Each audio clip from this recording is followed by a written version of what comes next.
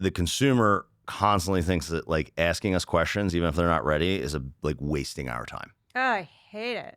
And I know, isn't that crazy? They're just like, waste my time. I can't believe I did that. I'm so sorry for wasting your time. Like, what do you think I'm here for? It's okay. I scheduled the showing on Zillow because I didn't want to bother you. You did what? yeah. You're not wasting my time. Stop Don't waste doing your that. time. Yeah. We have a whole episode. So we have a whole episode of like things to not do yourself. Number 1, everything. Number 2, like and it's getting that kind of stuff out there because it's a misconception and people don't know what they don't know. Right. Yep. And so it's informing them of like, okay, so you bought a house. Now what is an episode? And it's like, okay, I have this. Like, what do I do? It's a great episode first of all, because something's gonna break.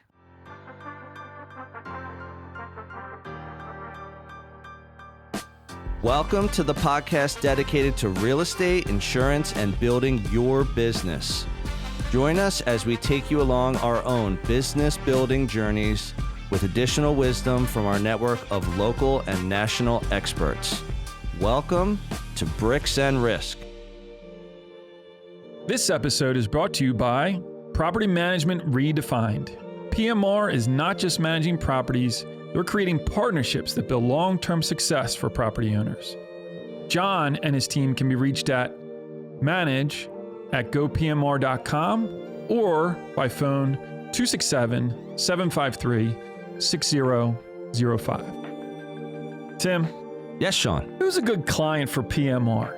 Property Management Redefined is looking for property owners who value 3 things: accountability, reliability, and a results-driven approach. They want to maximize returns, but still provide client and tenant satisfaction. There's a lot of property managers out there. Yes, there are. What does PMR do really well? Biggest thing is they're seamless and they're worry-free. So with that approach in mind, it allows the property owner to put their trust in PMR and know that the results will be there. The other thing I think a property owner is really going to value because they do it so well is that they have a local expert team, boots on the ground, managing your properties and your tenants' expectations every day so that you feel good about your investments. We have millions of listeners out there. Tens of millions. If they want more information, how do they find PMR? Right here, guys. Reach out to John Sachs and his team at Property Management Redefined. They'll take good care of you. Hey, everyone. Welcome to another episode of Bricks and Risk. I'm Tim Garrity. And I'm Sean Mooney. Today, Sean, we have 2 amazing co-guests today, friends of mine from Real. We have Seth Lejeune, Realtor Team Leader, the SLG Team at Real, as well as the podcast host of the Moving Sucks podcast. And we also have Jenn Anusky, Realtor and team member with the same team, and also podcast co-host of the Moving Sucks podcast. How you doing today, guys? Great, never Great. better. What a great introduction. Awesome. Love it. Welcome on into the show. All right, we'll start with Seth. So a little background on him. So Seth leads the SLG team based in suburban Philadelphia. He has contrarian views on many things, such as the direction of American real estate brokerage, the economy, and the housing market. As the podcast host of Moving Sucks, he speaks directly to the American real estate consumer about what is actually happening in the market and how to safely navigate real estate decisions. Seth simply doesn't have the capacity for BS, and he believes in just giving good advice always. Now for Jenn. Jenn doesn't do comfort zones. Every major life decision she's made has been all risk, no certainty, and powered by one thing. She may not always know how, but she damn sure knows why. As a mentor and senior agent at the SLG team, Jenn brings that same energy to help her clients and investors make smart, strategic moves that build real wealth. Known for her sharp instincts, creative problem solving, and sense of humor, she's proof that risk and results go hand in hand. All right, so we're going to start this off pretty casual. How'd you 2 meet? Oh, I did last time. Just tell them. So the year was 2021, Okay. and I needed a career change, and I knew that I wanted to be in real estate since 2019. I made a decision I was gonna do it. Biweekly paychecks are really comfortable though, and I was like, yeah, but Definitely. I'm raising a 2-year-old by myself, and or 1-year-old by myself at the time, and Wow. I was like, so maybe not right this second, but like I'm gonna figure out how to get that done, and then 2021, my hand kind of got forced and lost my job. I was like, sweet, Oh, now wow. or never, baby, let's go. And I had Friendships. actually reached out to them probably like a week before that happened, and it was like, all right, I'm going to start my classes soon. And then I was like, okay, well, I'm going to start my classes now. And then I was like, all right, I'm coming. Did you guys And, know each other before no. then, or just? So I was literally just looking online I was looking on Indeed and looking to get my foot into real estate somehow and find somebody to, like reaching out to people directly saying, I'm not licensed yet. I'm already enrolled in my classes and like I will be. And who wants to roll the dice? They did. And Yeah. That's so awesome. I met with the broker at the time, and then he sent, I guess, the video of our interview over to Seth and said, might want to meet this chick. And then 2 minutes and 2 minutes and 16 seconds. I stopped it. I said, set up a meeting. Yeah. Yeah. Awesome. Because I could just tell, because we had I kind of had a standing order where the broker, it would be the first interview, and then anyone of interest he'd send to me. Yeah. And I had seen probably like 5-6 videos before. I was like, Yeah. and I saw her, and she just started talking, and her background and everything like that. I said, it was, I think, like a 25-minute interview. I was like, I don't need to see her more. Let's meet her. Nice. So That's cool.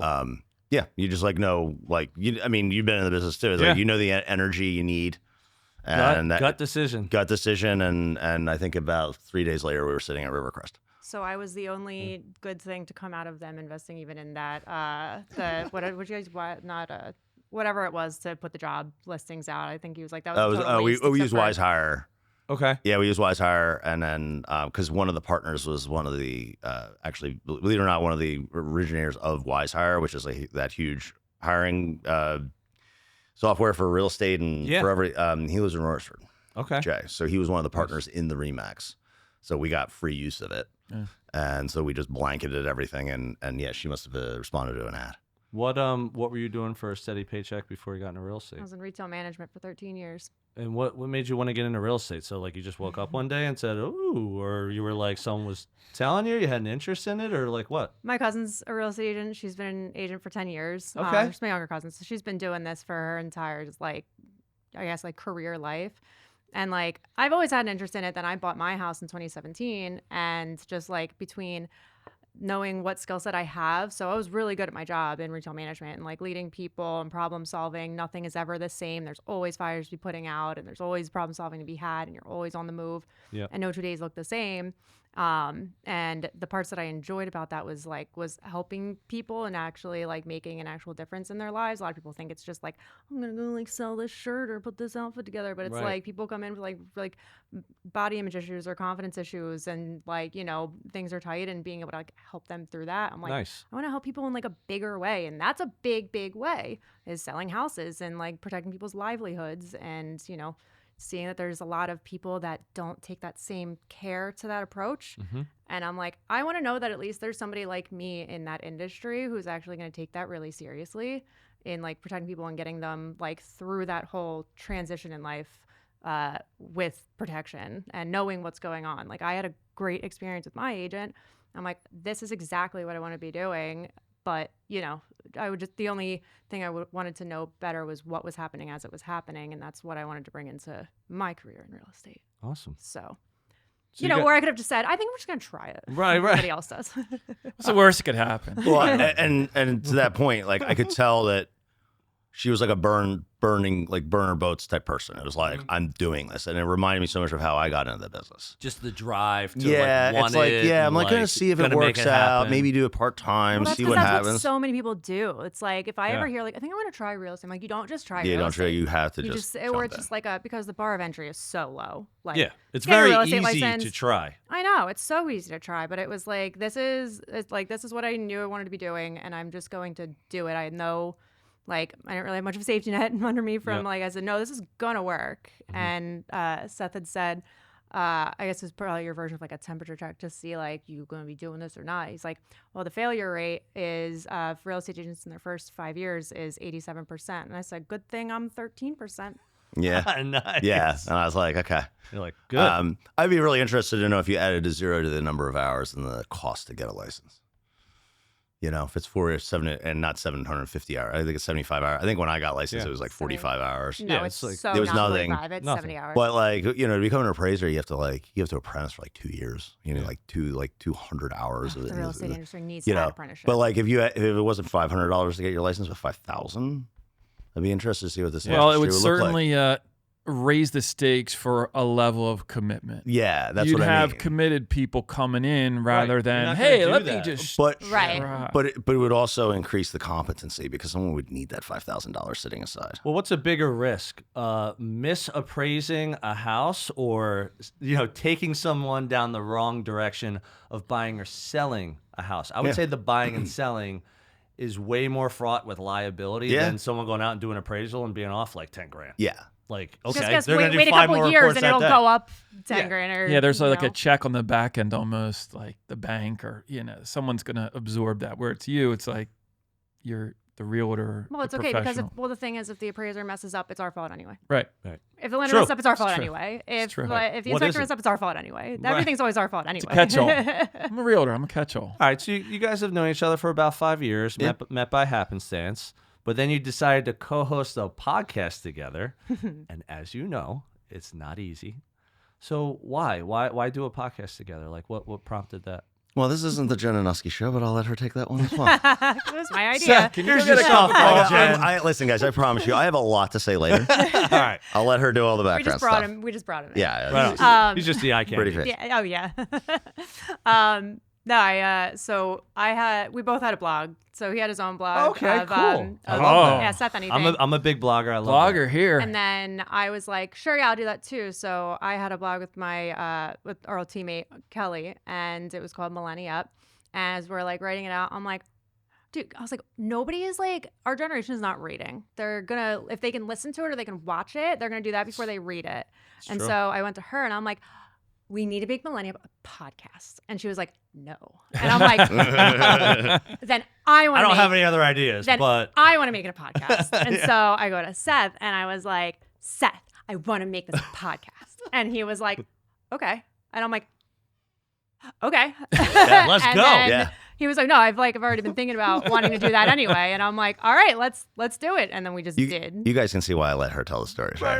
Yeah. It would be We really get it boring now. if he said it. And he'd be like, yeah, Jenn came to me one day and said that she wanted all to do a right. podcast. I said, So okay. was your blog the same concept? You were speaking to, you know, millennials and like educating them kind of like about housing or just news or Yeah, it was just like, so the whole general, like the basis of it was nobody is talking to the consumer about like, you know, where to start or what to do or giving any like from a realtor, somebody who's in this all the time, all day, every day, and not in a non-clickbaity kind of way. Like anything that is out into the ether for real estate is like doom, gloom, scary, True. or just dramatized. Yeah, FOMO. yeah, And it's like, selling sunset. Yeah, And it's all about selling something, you know. I mean, oh, go ahead. I was gonna say, or their resources like Zillow or anything that is motivated to get a click or get a check or get some kind of financial compensation for something, or get views. And mine was just like, I just want to be able to put the things out there that people need to know, like the fact, like the big one of our first ones, or our first one was like, you don't need 20% down to buy a house, and just like being able to have topics of like, you know, what people should know that nobody is actually telling them, even if it's the really boring things, but like stuff you need to know. And, you know, there's a lot of real estate podcasts. So then we got to looking more into it and like, okay, well, let's explore the space. Does it already exist? And I was like, no. Yeah, like There's it's a lot amazing. of- It's like 95 to 5. Like there's nobody talking to the consumer. Well, I think that the point you were talking about is the realtor is happy to talk to you when you are like, hey, I'm ready to buy a house. Yep. And I'm here and I can answer all your questions. But like that period of time So short now. where you're, hey, like, am I ready to buy a house? Yeah, the exploratory phase. Right. Yeah. Doesn't exist. Yeah, so we want to create like an environment where it gives people like, while they're commuting or they're just doing the dishes or whatever, they can get the answers without having to like, first of all, feel like an idiot because they don't know the answer. Second of all, in their own time. And one of the big things out there now is, and I actually put an episode out and a blog post about this, is that the consumer constantly thinks that like asking us questions, even if they're not ready, is like wasting our time. Oh, I hate it. And No, isn't that crazy? They're just like, I'm oh, waste my time. I can't believe I did that. I'm so sorry for wasting your time. It's like, what do you think I'm here for? It's Yeah. okay. I scheduled the showing on Zillow because I didn't want to bother you. You did what? yeah, Stop Don't waste doing your that. time. Yeah. We have a whole episode. So we have a whole episode of like things to not do yourself. Number one, everything. Number two, like and it's getting that kind of stuff out there because it's a misconception and people don't know what they don't know. Right. Yep. And so it's informing them of like, okay, so you bought a house. Now what is an episode? And it's like, okay, I have this. Like, what do I do? It's I a was great like, well, episode first of all, because something's gonna break. well, and who aside from us being agents who value relationships, customer service, like really wanting to help people, and the failure rate in real estate, a lot of agents out there who maybe don't have the same mindset that we do. Who the hell is going to help someone with like home ownership once they're in there? Yeah. Like seriously, like I know we look at that. We're like, no, if you need anything, you need a contractor, you need a connection, you just have a question, like let me know and I'll walk you through it. I think it's very valuable having a show and having an episode solely based on that to say like, look, like it was hard enough and emotional enough, like going through the home buying process. But now that you're in there, like here are some things you want to be careful of, because being a homeowner is way harder than actually going through the process of trying to buy real estate. And that's like, if people aren't connected or have like good families or friends that are like involved in their lives, they have no idea where to go for help. Well, Yeah, it's it's crazy. So when I said that we had started out, the podcast was called Millennia Up until we realized nobody knows how to spell. And so double L, That's double very L. true. Just like no one remembers phone It's like- numbers it was like- anymore. it was like Those skill sets went by the wayside. Right. It was an SEO nightmare too. so between that and then realizing like, this isn't like just millennials. It's also like the Gen Z and the Gen X. And like, it's kind of like all three of us kind of going through the same thing. And so then we talked like, we were coming back from Triple Play last year. Nice. We're in the car. We spent the entire car ride, like trying to come up with a different name for it, arguing back and forth. And we agree on just about everything except for things that I wish we could agree on Things faster. Yeah. Creatively, good We're God. not good when we disagree. So we're not good disagreeing. we did come up with moving sucks and then work very even well. like to your point where you're saying like, it's not just about like the buying and selling process. It's just a continuation of like while you're actually there. So when we're coming up with this rebrand of like new name, new logo, what is it going to look like? What are we going to do with it? I was like, I want a circle included in it somewhere because this is not just like a start and end period. It's something that's continuous that's and cool. will always keep going. Like from when we start until, just because we went to settlement doesn't mean it's over. We're still here. Something breaks down. You need a contractor. You need a vendor. You reach out to us. You need a cleaner. You need whatever, like all the way around until then you're going to have to sell it again. We're back and around and you're going to go somewhere else. And it just keeps going. So Just like they had a good idea at Triple Play last year, if they came to Triple Play this year, they could have joined us at Tony's Baltimore Grill What did we talk about there? for some beer and pizza, and we could have all been inspired together. Yeah. Correct? That's what happens to Triple Play. Magic. I was Listen, absolute I didn't magic. make the call. But I was inspired. my hotel reservation was never canceled. I'll just say that. It was Mooney's first year. Yeah, not to get too off track here, but what was your first impression of Triple Play? I mean, of the day, of the events, of everything going on. Yeah, the vibe. So the convention was everything I thought it would be. Like you have some tables and vendors, and Convention. it's a convention. So that was kind of like pro forma for like what I would anticipate it to be. And then we went to Tony's. yes, Tony's. That was lovely. Food and drink. And we got to like talk and sit down and just kind of like go through ideas and what's going on in industries and podcasts. Like that was great. Like to kind of talk through ideas and different things there. And then what was next? We went to the mastermind. Mastermind. That was cool. Just to sit in a room with like high performing. For me, it wasn't like so much like real estate. It was more like, let me be the guy on the outside seeing top performing people talk about their industry and what they do. And because you can always glean stuff from you know. Yeah, if I sat in a room with like 20 insurance people, I'm sure I'm going to learn a thing or two. Yeah. Especially if they're good at what they do. So I thought that was really cool. The interviews we did, I don't know how many we did. We talked to Probably like 30. 30 some Like the people. whole day, probably something like that. Yeah. So those were just good to just like quick hits of like, what are you doing? What's going on? What's the market? You know, that kind of stuff. And then so that was the mastermind. And then after that, it was Freezing our Drinking. asses off on the boardwalk. yeah, we went to Guaranteed Rate. Drink. Robbie Wishnick, thank you for having us. Shout out to Robbie. And that was great. Like it was just put your hair down, go out, have a drink, kind of talk to some different people. So Mooney took out his, his thing in the back of his ponytail, and he Yeah. was just like, Showed everybody your blowout. Yeah. just let it fly. We met some people. That girl from Glenside. We had a Oh little yeah, that was hilarious. had a little woot woot with her. That was cool. And just then from there it was just kind of like downhill, like night out. And, Yeah, you know. I think we left the Irish pub at like 3 a.m. Yeah. That's All not right. even something I dared step foot into when I was down there last year. I was like, nah, I'm going to bed. They had the 24-hour menu at the Irish pub, and I look at it, it's all ham and cheese sandwich. I was like, I'll take that. I'll take 8. Yeah, right. Yeah.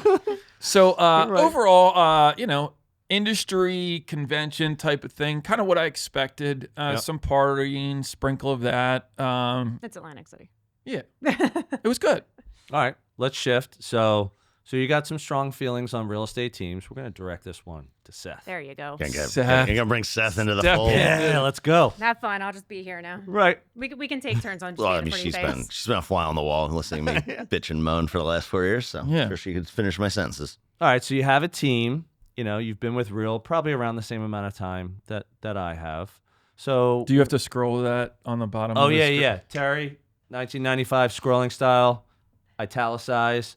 Tim and Seth and Jenn with 2 N's work at Real Broker. Okay, just we'll throw Keeping that. it for the legal people. Make sure legal we disclose properly. So you've learned some lessons. What are some of the things you've learned from like starting a team and growing a team and just having a team in general? Yeah. So I started as an independent agent. I was on a team, and then I left. And actually, Berkshire Hathaway does this pretty well, where they have a team. They have teams in groups. Is that where you started? That's where I started. Okay. And I was on a team, and What's the difference between a team and a group? That's gonna an get- excellent I'm question. gonna get there, Sean. That's awesome. Jump in the shark. Let me do my thing, damn it. You mean it's so exciting. You could literally Fighting shake. at it. You could literally shake me awake. Right. Me and Jen will be back here. You, There's another table over there. you could literally shake me awake, and I could tell you what I'm about to tell you. So I've said it so many times. No, I it's probably fine. could by now. So I joined a team, and then I got my first commission, and I'm like, what the hell is going on? I never really understood the splits and everything like that. I was just like, I was new, and I was like, okay. Yeah. As soon as I got my first commission, I was kind of like, all right. So I need to find a new solution.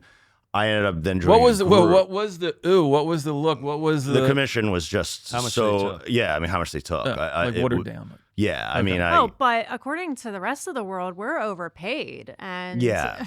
good God. But I never got a lead Yeah. from the team. I never really. I mean, I got support, sure, but it was all my business. So. Yep.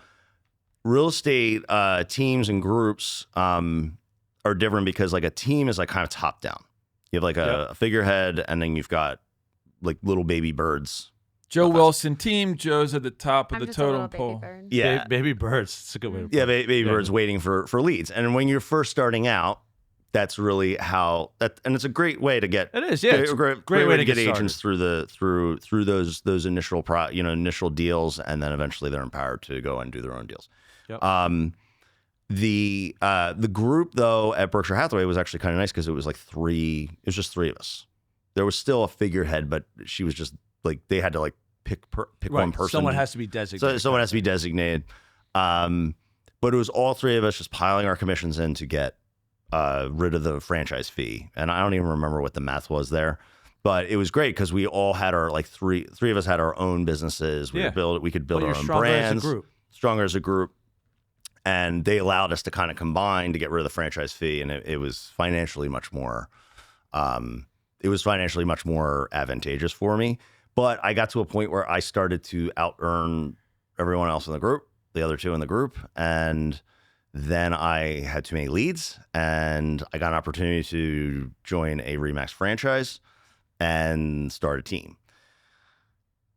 Did not know what I was doing in terms of I mean, I knew the general framework of How many years are you in the business right now when this is kind of going down? It was 4. 4 years. Okay. So, yeah. I started a brokerage 5 years in, and people were like, "What?" Yeah. So, and I just I started a team, and I inherited when I came onto the Remax. I immediately inherited 2, and then it just we already told Jen's story. I had a guy that worked for me at another company. I just started. I think I had 8 team members at the top in 2023, and I ended up consolidating it all the way back down to just having 2 agents with me. Nice. So I bet you can't guess who one of them were.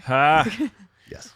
What were you finding? She made the cut. What were you finding? So you had 8, and in my mind and most people's mind, like, that's great.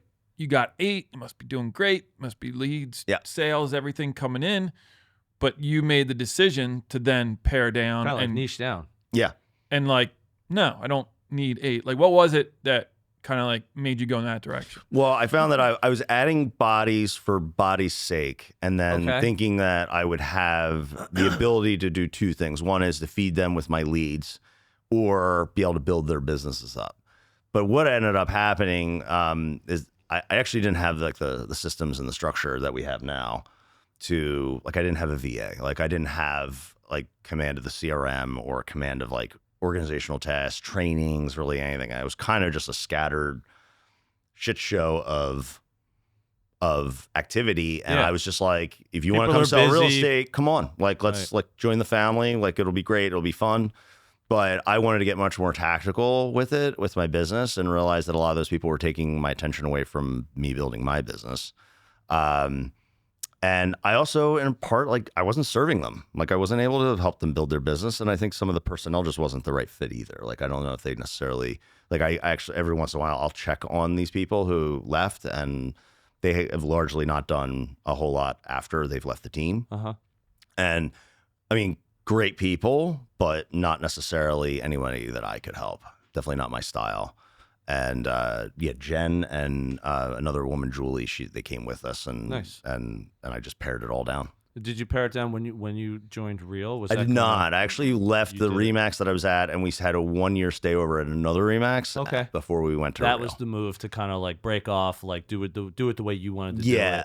Yeah. And I realized that, and I learned a ton about real estate franchises and brokerages just in general. Just I got a top down view of that part of the business, and I've got lots to say on that too, because I don't think it's necessarily the best vehicle to get. And you had a brokerage, right? Yeah. And I had a little bit of a brokerage at one point. Yeah. And I mean, we went same kind of thing. So our story is like when we started Copper Hill, it was me, my brother, and a friend. There were 3 of us, probably like your group at Berkshire. And we just said, hey, we could go be a team somewhere, or we could just do this on our own thing. Yeah. And we were working for independents. So I watched 2 independents like grow brokerages, so I could see what they were doing right and a lot of things they were doing wrong. And then I got a broker license like 5 years in. And I just said, why don't we just go do it? Like, let's just go be lean. Like, the 3 of us are already closing business. Even if it's just the 3 of us, we're still going to make more money owning our own brokerage. That was really the fire than like working for another brokerage or like doing it with this guy. And we were just kind of doing it our way, like relationship based, like organic, grassroots, community focused. And then that grew. In the end of 22, we had almost 50 agents and did almost 100 million in volume just that year. So it was just this beast of a company that, quite frankly, I didn't like it. I didn't like doing it. I love selling. I love helping buyers and sellers. I have no interest in getting a broker's license. Jen, it just turned into something. And again, I've talked about it multiple times on the show, but this isn't about that. It's about you guys. So actually, this shifts into something else that I wanted to ask you. So for the SLG team, is your model more like feeding fish, like providing leads, or is it teaching a fish, or is it a hybrid of both? I'm actually gonna let Jenn answer this, because she's the receiving team member to a team leader. She's the receiving end of the SLG philosophy. So let's see what she says. Nice. Let's see. Let's see if she gets it Let's right. see how she does. Put it this way: if you're going to join the team, the intention is not to join the team and expect leads. There you like go. you don't come Okay. here and then just say like, "Okay, feed me." Yeah. Like Not baby that's- bird. Where's mine? No, and like there's a very clear like difference in your income when you see like last year we only had 2 partner deals together, so only 2 deals of my entire year were team deals. The rest Yep. I did myself. And so, you're going to make more if you source your own leads, and that's what's encouraged on the team, and that's what he helps you do is like, it's to teach you how to fish, but while I'm teaching you, here, have some fish. Yeah, let's work on some things. Let's make sure that you're not starving. Yeah, we're not going to start. No one's going to starve. We're going But to support you it's- from underneath. Yep. But we're But I going to teach know you how to hunt. Next year, it's, he wants to be able to go out to hunt more to better support us. But all the while, we are still growing our own businesses. So Okay. Yeah, I mean, the overall philosophy is that I want everyone on the team to eventually be built up where they can sit next to me. he wants me to surpass him and kick his. Do we curse on this Nice. podcast? Sure. All He wants day. me to kick his ass. Yeah. Yeah. So And I'm not building a group of people to like, here, have my leads, peasants, and so I can go Right, golf and golf all day. So I can go put on my crown and sit in my throne. But I am in a transition year. This upcoming year is one of the reasons I joined Real is because I want to get like largely, I don't want to say like completely out of servicing, but largely out of servicing and running around. Okay. Because I'm at the point where I can go into like I'm part of networking groups and I can go play golf and find leads. And what I want to do is I just want to feed them and I want to be able to take care of my clients. But I also just don't want to be the one that has to open every door and It's answer like every question. Almost like being a rainmaker. Yeah. So you're the one like responsible for like the attraction of the relationships or the opportunities, and then having experienced people like Jenn, multiple, so that you're like, look, I got plenty of people that can service this client here, or this maybe this person's better at, more experience with listings. So I'm gonna give the listing to him or her, like whatever it might be. So we like to get tactical here. So let's talk about kind of like that perspective. Like you mentioned hunting. What are some things that you do for the team or like as a team to like find business opportunities? Like how do you go about doing it? Well, I mean, the podcast I think has been a very strong like passive attractor to business because I was literally in Conshohocken yesterday having lunch, and the guy at the bar, he ended up being somebody I knew. I didn't realize it, and he's like, "Hey, Seth, like, when's your next podcast coming out?" That you kind of thing. wouldn't No way. believe how many times we're posted on the Yeah. street for how famous It's and just- successful we're our so podcast famous. is. If I had a nickel with for every all time, of our it'd 500 be filthy followers. rich. No, and in the If I had a end, nickel, I'd have 1 nickel. the podcast is definitely a great. The podcast is definitely has been a great way to make it safe for people to reach out to us. Yep. But the marketing that we do is, it's a lot of like passive branding. It's not direct sales. Like I'm not doing cold calls. Like I build an entire business on warm leads. Nice. Hey everyone, this is Tim, your favorite Bricks and Risk co-host. But don't tell Sean. I hope you're enjoying this episode, and I'll get right back to it in a moment. Our audience grows through word of mouth, so if you would please take a moment of your time and give us a review on the platform you're on, that would be fantastic. Please also help spread the B&R word by sharing your favorite episode with a friend. We greatly appreciate your time and trust. Now, back to the show. So it's about just always being there and making it feel safe for people to call me. I'm a huge networker. I'm part of 2 big networking groups, and I mean, it just shits leads. I mean, I can go into a room and put my value proposition out there where those people feel safe to extend their reputation, and that's all referral is an extension of your reputation, right? Totally. So going in, making it sound like or not making it sound like actually knowing like what the hell you're talking about, being able to talk about current events, understanding what the news cycle is, like interest rates has been this like huge thing where it's like, well, wait, they cut rates, but why are they up? Right. Being able to answer that question. Yeah. Because 99 out of 100 people have no clue. No clue. And they're like, oh, they cut the rates, so interest rates are coming down. No. Like, no. No, that's not how it works. No, Schoolwork goes not at on. all. And so, but I've got a couple of huge tranches of like, I guess of my past life, I used to be a poker player. I've settled tons of leads just from my old poker days in my 20s. Nice. My family business, which is along like the 422 corridor. And then I've been living along like the skip back corridor, like 79 or 73, like Bluebell, Lansdale. I have 12 and 14-year-old that spits off leads.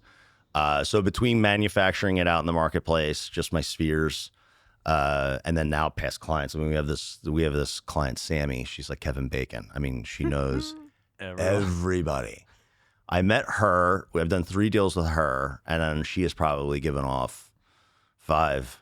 Nice. And those people have probably done 7 deals with me, and now we're getting the parents. You're getting the compound effect of Sammy. Right? And it's awesome. And Sammy Take doesn't. good care of Sammy. And I don't know when this is going to be released, and to. Sammy doesn't know it yet, but we're taking her and all these people out for a nice dinner. There you go. And we're going to swipe a credit card. Yeah. So, but being able to feed that referral Sounds base. relationship focused. Oh, if he It's ever, like the foundation if there of what was we talk about. ever a day where he were to come and say, we're actually going to switch the business model to do cold calling and door knocking, I'd be like, Bye-bye. see Be like, ya. where's that bucket at? I am out of here. Yeah, no, I mean, we are very, very primarily relationship focused. I mean, Yeah. between neither of us knowing how to shut the hell up and talking to anybody and everybody, no matter where we go. Like, I was at the bar one day and we were watching the game and talking to some guy, some old man sitting next to me, and of course I'm finding some way to bring up that I'm in real estate, and I was like, what, Joe, you want to sell your house? I was like, let's go. And he's like, no, I'm not moving for another 5 years. And I was like, why? What's in 5 years? And he's like, that's just what I'm going to be doing that. And I gave him my card. I said, Joe, I'm putting you in my phone. I was like, I'm putting that on my calendar. 4 years. And so I showed him, I said, almost. in 5 years. I said, and I put it on my calendar. I said, but I'm going to take off like a couple months though, because like we got to talk before that. I was like, I'll be following up. We're going to be talking. And so like between just like, talking to people, and I'll tell you what, you want to get some leads, have some children. I wouldn't, maybe I shouldn't recommend that as Yeah. because they take away as much great as they for add, I guess. Yeah. But yeah, and I mean, like, I've lived in like every local county that there is, and I mean, one of them being Delco, and talk about a 1 degree of separation down there. Oh, yeah. But yeah, this isn't a cold business. Love when we like and there's like more at stake. Like somebody's referring somebody that they know to you. It's like you got it. I'm gonna take good care of them.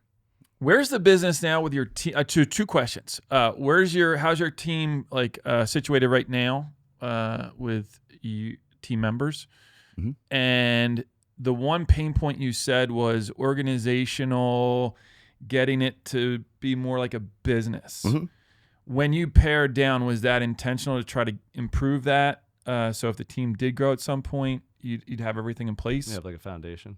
Yeah. So when I said I was paring down the team, like there was a part of it where I just wasn't able to serve them because I didn't have the systems and the organizational stuff in place. Right now, it's me as the team leader, and then Jenn is like the senior, like kind of lieutenant agent. And I mentor. So so I've empowered her this year. She runs all the huddles. So we do daily huddles every morning. Training. The trainings, that type of thing. So. And that's great because it takes it off my plate. Daily what? We have at 8:30 every morning. We get on a Google Meets call, and it's just to go over people's days. Like, what are you doing? On? How How long did you is that market yourself typically? yesterday? Half hour. Oh, nice. Half hour hard. Super manageable. Half hour pretty much with a hard stop. Keeps everyone on their toes. And it makes sure that in the morning, everybody is up and working. Get your ass up. Let's go. Because I've already been up for 4 hours. Right. Eating their lunch. Then they hate that. They hate that shit. But, That's great. And they're like pouring their first cup of coffee. I'm like, I'm doing my mid-morning snack, guys. Yeah, like a midday nap. So it's me and then Jenn, and then we have 2 other agents. We actually are looking for 2 more, maybe 2 more agents. We're looking for 1, maybe 2 more agents. Yeah, nice, cool. Yeah. Yeah. And then we have a TC, Okay. transactional coordinator. Like in-house, like your own person? No. Outsource? Yeah, kind of quasi. She's at Real. She's going to be actually moving on, but I've got an interview with someone who's going to basically be exact replacement. And then we have a VA, and now we just hired a second VA. Cool. So when we hired our VA, I think the biggest mistake people make when they hire a VA is they're like, I have all this like stuff I don't want to do, and I'm just going to give it to them. But you really have to tranche your VA into either a marketing or administrative side. Agreed. So because just like us, VA, across overseas, like there's like the creative side and there's the technical administrative side. Yep. And if you give like administratively minded person the creative liberties, it's not going to work. And if you give a creative person all this administrative stuff, you're going to kill them slowly and they're going to walk out or they're not going to do a very good job. So we did what's called a task audit. And I mean, any business on this planet has three buckets. You have administrative, you have the technical, and the marketing. The administrative is the supporting of the business. The technical is doing the business, and the marketing is finding the business. Yep. Any business on this planet will have that. We did a task audit of our entire team, and Jenn and Julie and I all did it individually, and then we kind of like made a baby out of all of it to see like what do we like to do, what don't we want to do, and what's like our highest dollar per value activity. And when we did it all, and we're kind of control freaks, so we didn't want to like give up all of our docs and all of our administrative stuff. So we were like, we don't really like doing the marketing. Well, I will say we don't like the creative stuff. But what was important about doing this, we thought we were going to be, so in our like first conversations about this, like, hey, we're going to hire one.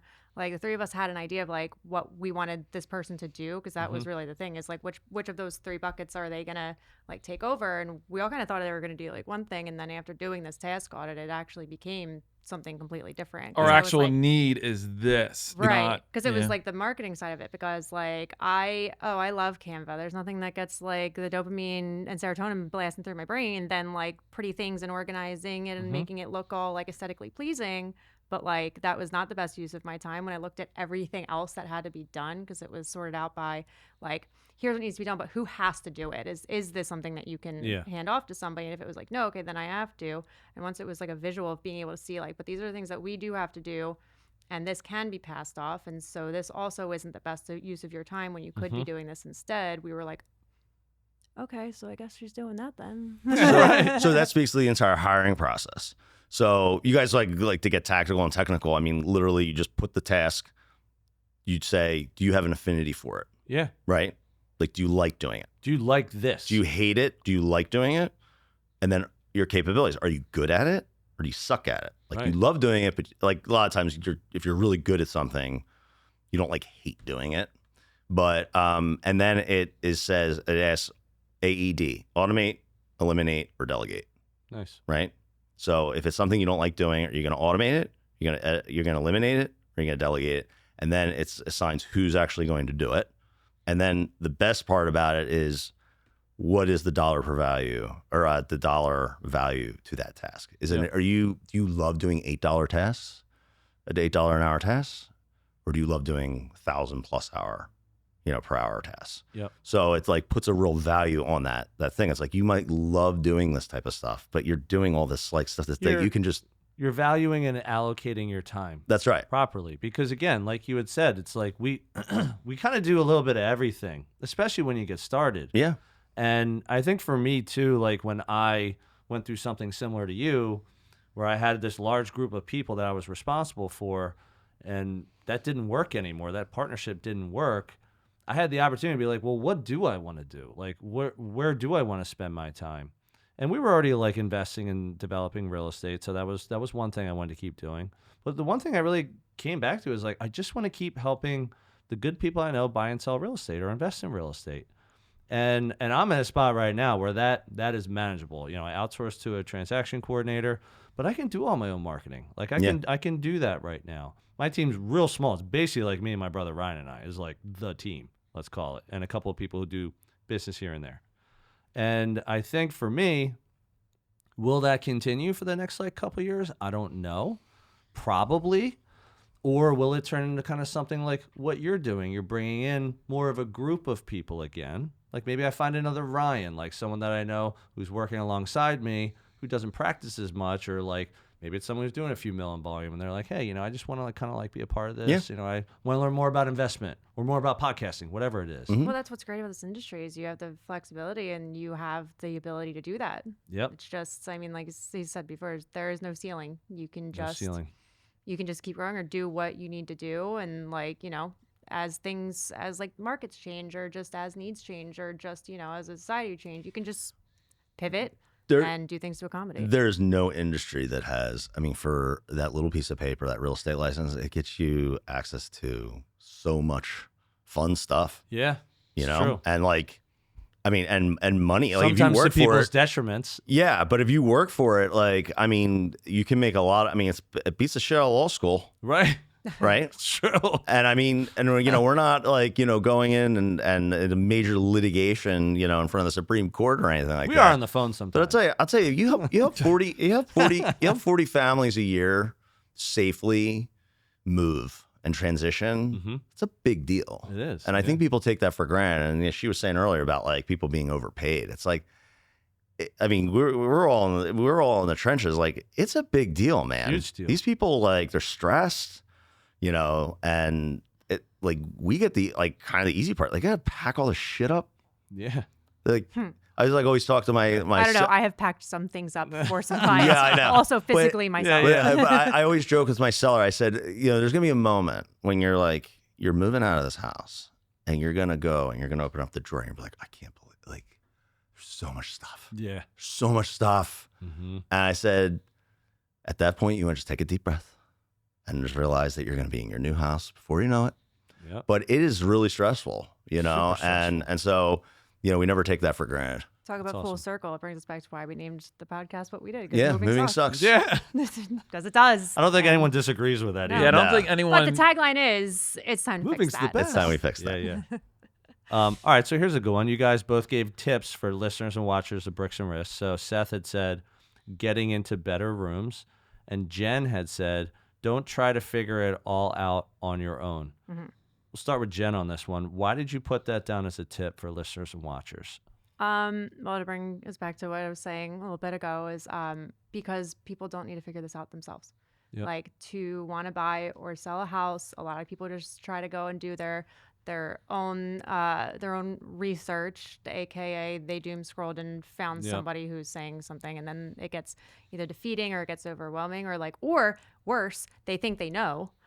And Oh, That is worse. and then come to find out that, like, then it's having to just like retrain people. Anyway, all to say, you don't have to go through all of that. You need to make one call, and that's it. You just like to the right person. Right. You need to call Two the ends. agent, and that's it. Jenn Anusky gets it on. But no, you need to make one call, and that's literally all you have to do. Like, you don't have to schedule your own showings. You don't have to figure out what your home is worth. You don't have to figure out how much you think you can afford. Right. You don't have to. I mean, you should budget. Obviously, like, you have to do what we tell you to do. But like, you just need to pick up the phone and make one call or shoot one text and just be open and willing to take our hand. Trusted and go. advisor. well, that's what it is too. You've been through hundreds of sales. You've kind of seen the lay of the land. You've seen all the pitfalls of buying and selling and listing, and like, you've seen it all. So, like, is it okay to go about this and try to figure this out on your own, or try to find someone that has seen it all that can guide you? Right. And this is not one of those things where you want to learn by like As you go. Yeah, you don't want to do trial and error on this one. Yeah. This is not one you want to, learn by failing.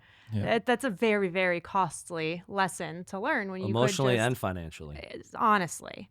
And like, I mean, talk about the emotionally. It's like, you try to figure it all out, and then it gets overwhelming, and then you just shut down and you get analysis paralysis, and then you just like, you don't take any action because you convince yourself you can't do something, which is why I always say, like, don't figure it out yourself. Just be willing to have the conversations with the people I'm going to introduce you to.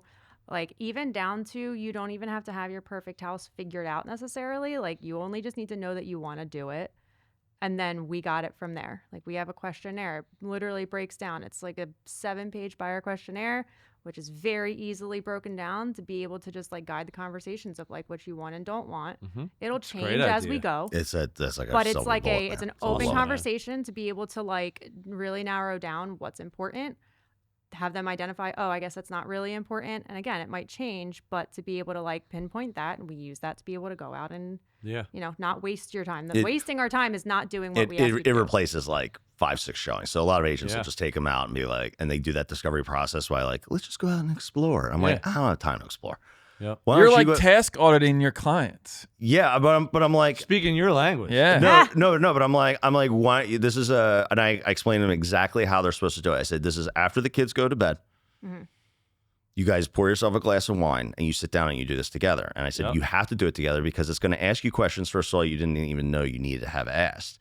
But it's also going to ask you questions you think you know what each other are going to answer, but you can only check one box. Right. And I said, I've been doing this a long time. I am going to know whether like one of you like filled it out at work We've on called 3 people o'clock, out on it 3 o'clock in the before, too. afternoon, like before our 7 o'clock Don't appointment. fool me, people. I said, I will send you back to fill it out together. I said, because Show I'm your going to work. know, because I'm going to know when we go out that questionnaire stops aligning with what you guys are saying. I'll be like, You are Well, exposed. did you fill this Post. out, Ray? Because Sammy, we just found her a house. Ray had nothing to do with this questionnaire. And so when we went out, all Sammy's stuff was on that questionnaire. And I said, Ray, did you help Sammy fill this out or did she just fill it out? He's like, well, he's a cop. He's like, I had 12 and 12. And he's like, I couldn't look at it. So she just filled it out. And I said, okay, so you guys are going to go home. Now I know. You guys are going to go home. You're You're both going to do grounded. this together. You You're both failed. grounded. And then we're going to reacclimate. And we saw 4 more houses and we were under contract. Well, and Nice. and it's like, That's and it's awesome. an accountability piece too, because there is a type of person who has like that wandering eye of just like, ooh, shiny, pretty, whatever, and can kind of get torn in, like they'll contradict Right. themselves, and it's like, it's that thing where I can kind of rope them back in and be like, now remember, Yep. this is what I said. You want to go see that? This is the form. Yeah. This Grounding is what them. you filled. Yeah. This is the out. one thing you said you didn't want. Yeah. Or it's like if they say, oh no, but like, you know what, that's not really all that important. I'm like, okay, so the fact that you both came together and spent some quality time and actually writing this out, and the 5 other showings that we just had where you specifically said, I have to have a second toilet, and now you're telling me it's not that important, says that was a lie. So Yeah. yes, Maury it is that Povich. important Yeah, because right. That was a lie. You are not the father. You don't need a second toilet. you're not the that's great. oh, now it's got 2 sales going. That's But- that's awesome. All right, so Seth, let's get into yours too. So you had said getting into better rooms. So why does that resonate?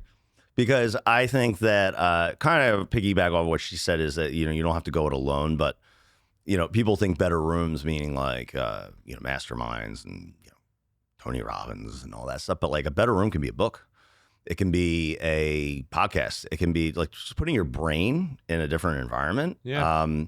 That's a good way to look at it. It is, you can get on a plane. And one of the reasons I'm at Real is because I was literally just talking to Dustin, who's is a co-sponsor. I just at the end of last year, I just said, I need to get out of here. So It was a really crazy last 2 Decembers with this one thinking. yeah, There's been lots of changes. I said last year, I said next December, which is now right now. So we're not doing this again. Yeah. Last No more- December like this. No more big changes coming in December going forward. Are we good now? yeah. So it was last October, and Dustin just he's like a tide. He Dustin just Brum. Yeah, Dustin Brum. He just keeps sending these emails, and I just finally clicked on one. I was like, you know what? He's I'm gonna go out to Salt Lake and just see. Cool. And that's a better room, obviously. But Talking about Dustin Brum, if we are going to credit somebody for the moving sucks name, we it actually is Dustin. we brainstormed No with We had him him. on Yeah. Oh, that's speakerphone while great. we're in the car, and I'm Yeah, like, we I had- need you to settle something for us. we had we had him on. We had a conversation. Yeah. It was awesome. Oh, he's great. Yeah. Dude's a wealth of knowledge. Oh yeah. And he's got a really cool backstory. Mm-hmm. But no, better rooms is also it's the relationships you have. It's also not inviting people into your room. It's telling people that they can't come. Yeah. And that's the relationships, it's your partnerships, it's your clients.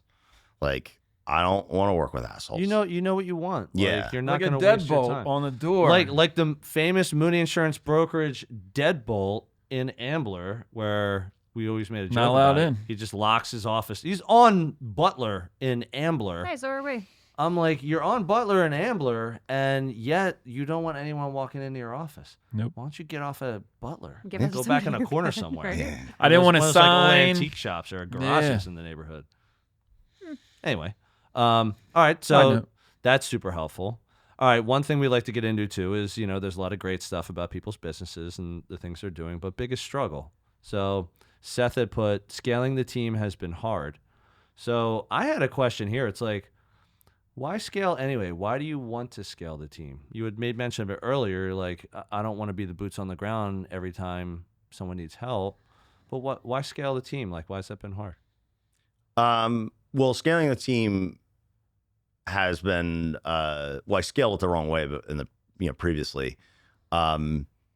And I've had to do a lot of, for the last 2 years since I let those people go, I've had to build all those systems out. So that's been the hard part, is like kind of preparing to like grow a little bit.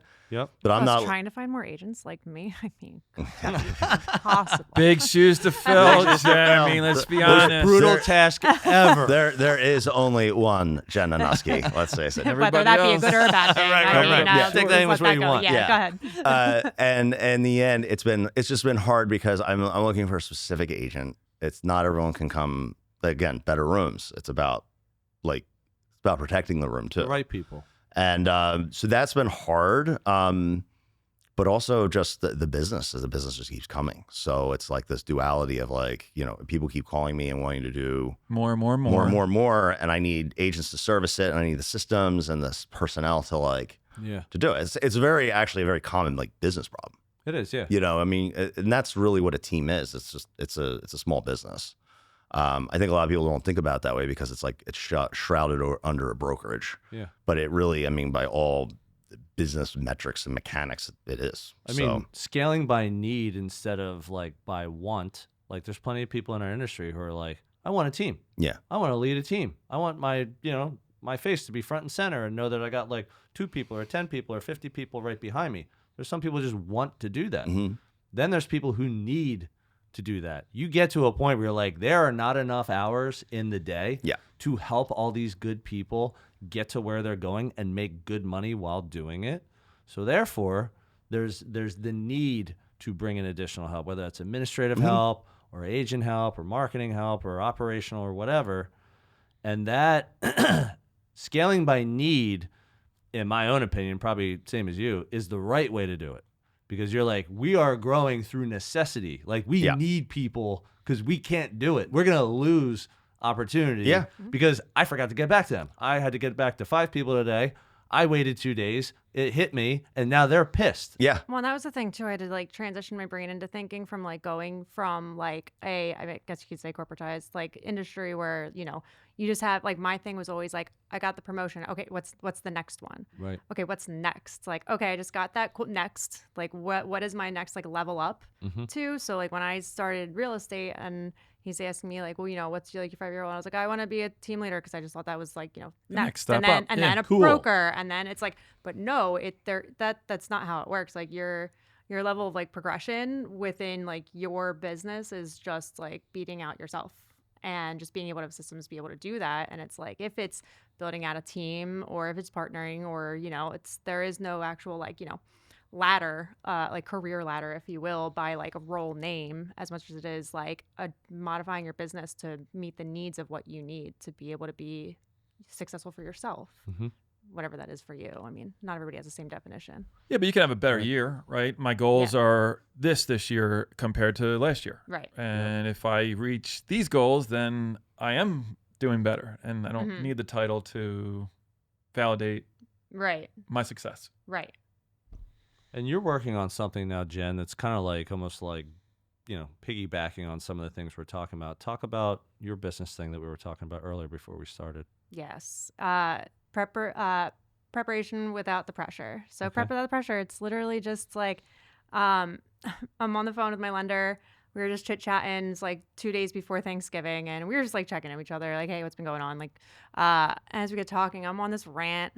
I know, me ranting, you could never. And I was like, if there's just one message that I could get out to people in 2026, it's that, like, just plan. Like, I am not a pushy salesperson when I try to say that, like, we're now in a time where buying a house requires so much more planning than it ever needed to before. Like, it's not lost on me that when I bought my house in 2017, like, I said impulsively, I'm going to buy a house. Like, oh, my lease is going to be up and my friend doesn't want to renew. I'm just going to go buy a house instead. And I made that decision in I think like October or November, and then I settled in February. Right.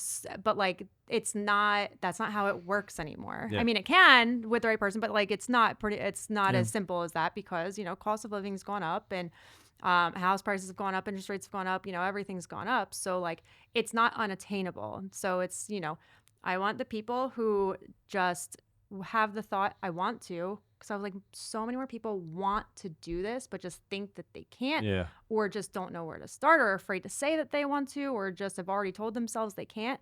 Or can't get the plan in place to get on the right track to get going. True. It's like you, by doing that, is like setting them up to get them on the track. Yes. So it's called planning without pressure.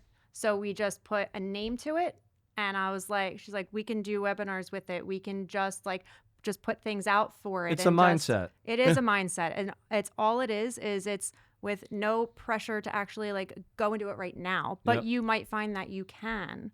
And that's the thing. Like Seth had asked me, like, it was probably like mid-year this year, as we're like going through to see kind of like where, some other deals may come from. And he was like, well, where are the people that have said like, 3 years ago that they're going to look in like 3 years? Mm-hmm. And I was like, I talked to them then and they bought within that year. And like, because like, as soon as you take that step and like, follow our instructions and our guides, it's like, I'm not going to make you go buy right away if like that's not. But they might be more comfortable with the idea. Or you might find that you can. Yeah, they're more ready than they think. Yeah. Or the opposite, because then also what I find is then the literal polar opposite is people saying like, well, I'll reach out to you when I'm ready. Then, they're mentally ready. We then go talk to the lender. They have their stuff run and come to find like, maybe their credit like qualifies for a loan, but like it bumps them right down to FHA where they could be in a far stronger borrowing position if they just do X, Y, Z. Yeah. And then there's people who just think that there's just so many layers to it. It could be credit, it can be income, it can be debts. And there's just a lot of like micro decisions that are made that will impact your ability to borrow and ability to buy that you can be making. Like, let's say you want to buy in 2 years. That this is not too soon to talk to me about it. Like, I want to buy in 2 years. Okay, talk to me right now and talk to me and my lender right now because, if within that 2 years, what kind of things are going to happen? Like, do you get a bonus? Hey, so like you get that bonus. You can reach out to Megan, my lender, and say, where's the best place for me to put that bonus? Like, for have like it ready. Right. Or, if there's like you're in credit card debt and you're working to like pay that off. Well, how much and what is the most strategic way to do that that's going to benefit your home buying position? By the way, if you want any more answers on this, you can watch the Moving Sucks podcast. Yeah. Release weekly. But Sorry, scroll that through as we're Great plug. talking. More Great plug. 90s. So this program, Moving Sucks, it's all an extension of just our philosophy as a team. I mean, I always say we work with people 1, 2, 3 years out because as affordability started to just outstrip income, like it's just logic. You need more of a plan now. Yeah. Do you guys have any fun on the podcast? No, it's really dry and boring. Yeah. That's what I figure. I mean, I had to step back from it for a couple months.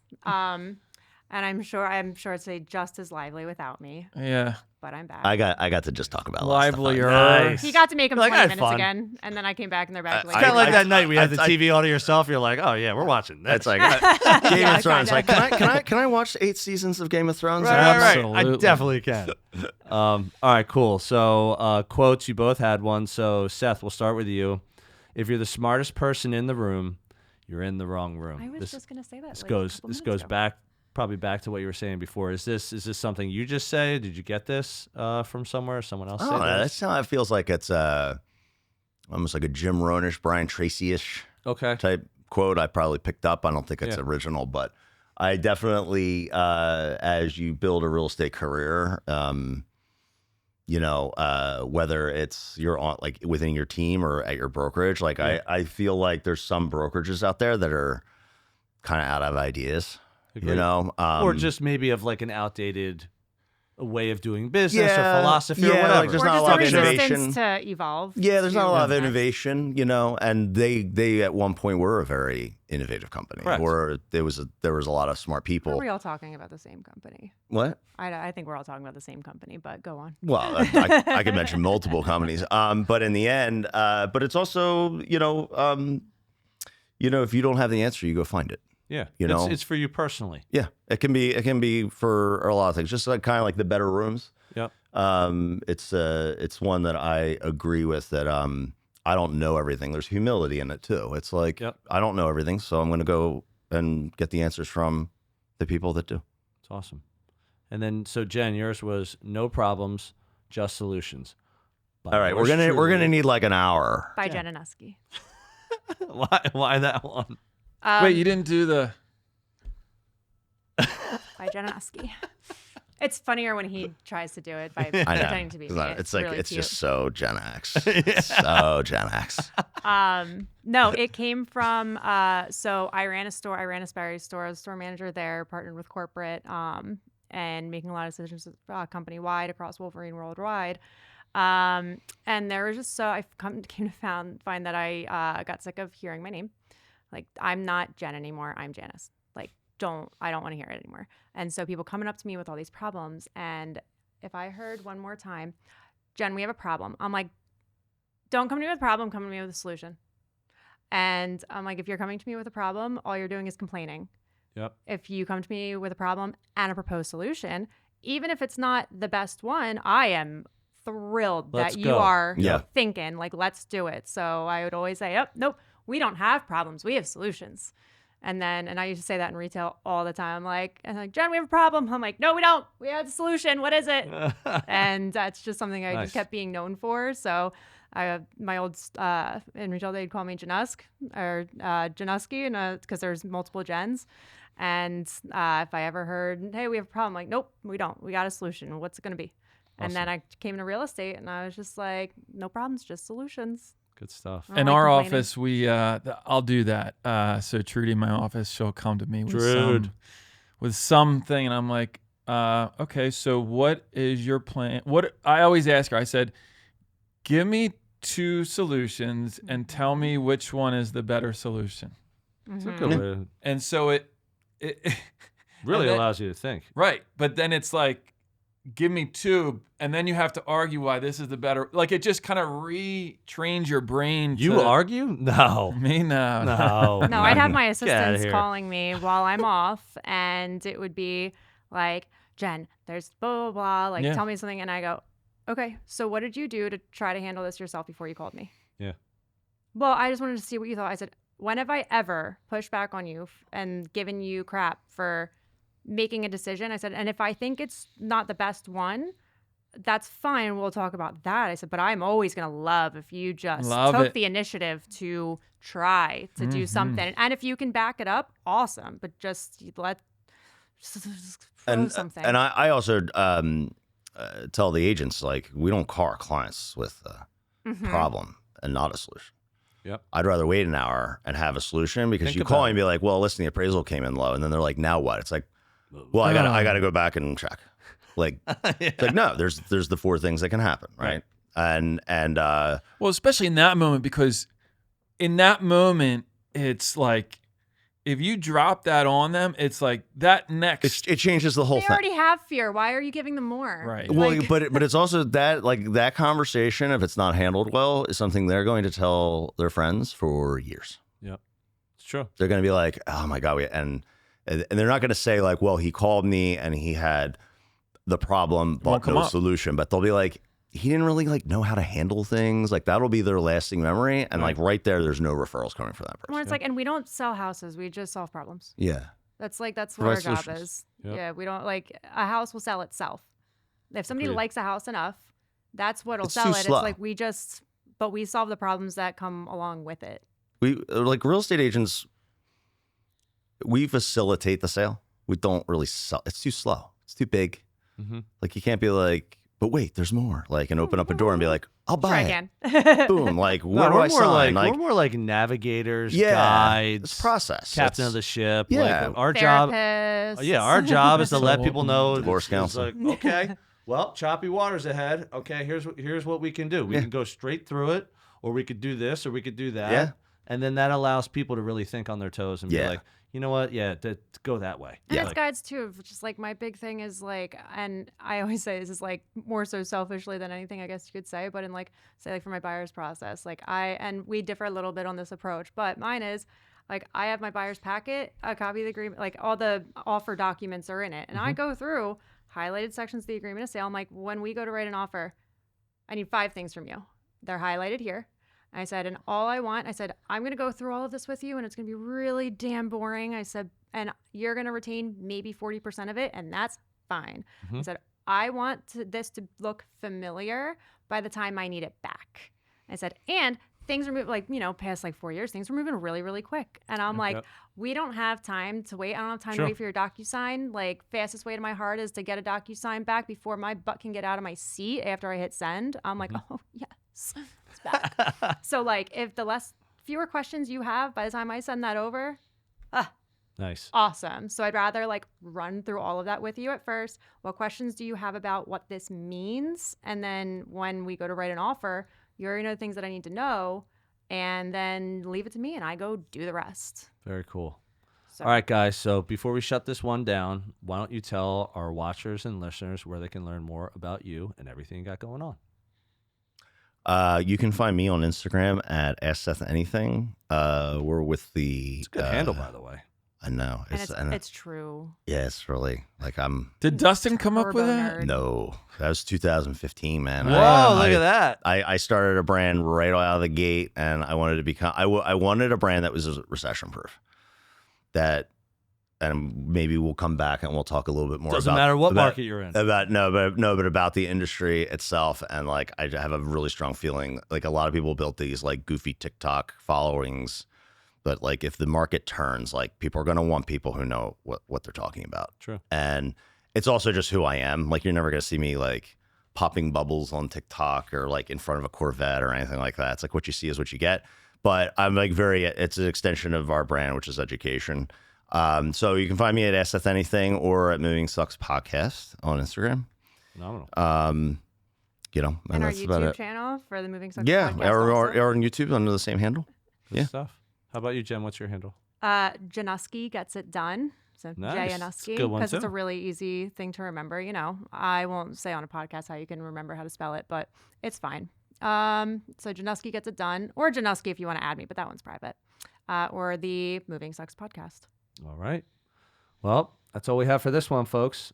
Thank you for tuning in again to another episode of Bricks and Risk. See you next week. Thank you for joining us on another episode of Bricks and Risk. Our goal is that you walk away with 1 or 2 valuable nuggets, and we greatly appreciate you sharing your time with us today. You can find all B&R episodes on Spotify, Apple Music, YouTube, and anywhere else you get your podcast content. Until next time, keep learning and keep growing.